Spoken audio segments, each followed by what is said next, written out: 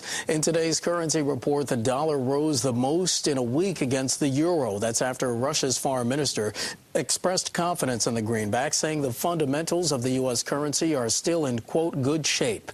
Let's bring in Simon Derrick, chief currency strategist at Bank of New York-Mellon. He joins us from his office in London. Mr. Derrick, thanks. And for the past 6 months, there's been plenty of criticism of the dollar. Do the Russian foreign minister's comments signal a major shift away from that position? I think that they do. I mean, we've only got one comment to go on, but it's such a dramatic shift from what he has said. In fact, over the last 3 years, where he's been one of the great dollar bears, and what his colleagues, such as Mr. Putin, have been saying, that for him to suddenly start talking about the relative health of the dollar, or the fact that there shouldn't be any significant shift from the dollar's role as a major reserve currency, seems to suggest that there is a change of tack. It's telling that these comments come after a meeting with Secretary Geithner and Finance Minister Yasano.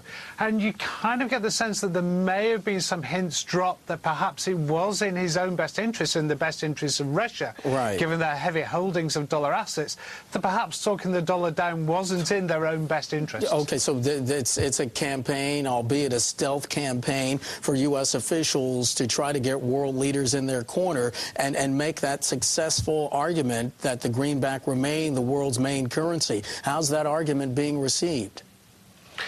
Well, it seems to be being received very well. I mean, we're trying to piece together evidence. There is nobody who's come out and said this directly. But we do know, for example, that Secretary Geithner visited Beijing at the start of this month. And there seems to have been a marked softening of tone from what we're hearing out of China as well.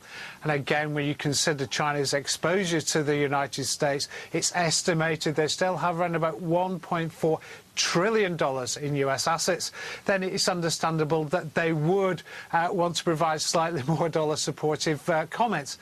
The market is taking this on board. Certainly the strong rally you've seen in the dollar today suggests that people are taking this very seriously. Right. The question is whether these words are backed up by actions in due course. So no thought in your mind that greenback will remain the world's main reserve currency?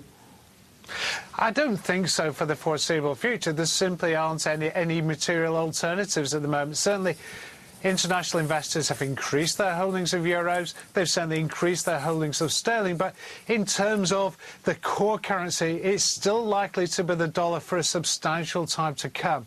The only thing that we can expect is maybe over the next decade we see an increase in the pace of liberalisation of currency regimes for China and places like that, and their currencies at the margins start to become more important as reserve currencies. Can we talk just briefly about what's going on in New Zealand, because the currency dropping against the U.S. dollar for the first time in 3 days. What's going on there?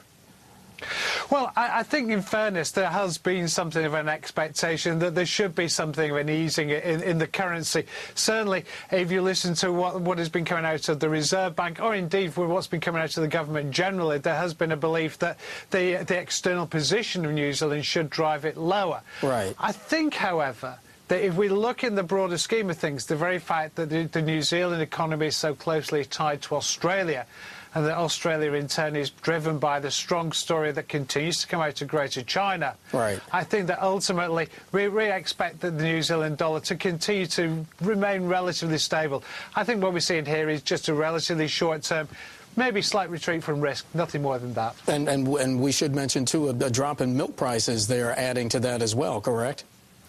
I think that's, again, absolutely right. I mean, you've got to remember that New Zealand is a major agricultural producer, and that is going to hit in there. Right. But as I said, I think that the key here is they're very closely tied to the Australian economy, and the Australian economy has been still one of the better performing of the major economies this year.